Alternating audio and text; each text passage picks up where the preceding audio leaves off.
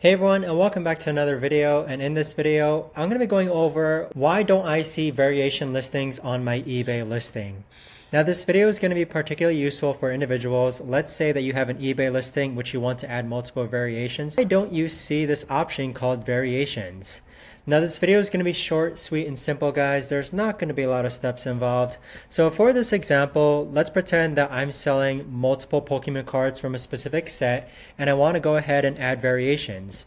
Now if this option here isn't appearing for you, what you need to do is click on these three dots on the upper right hand corner, click on settings, and then from here you need to make sure that this option is toggled on. Okay, so this is the variations button toggle, where if it's toggled off, you'll see that you no longer have the option to add variations, but if you toggle it back on, you'll now see that you have options to add variations.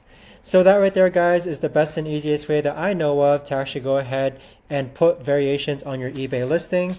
If you guys know of a better or easier way to actually do this, let me know in the comments down below. I would love to know. Thanks so much for watching, everyone, and I'll see you guys all in the next video.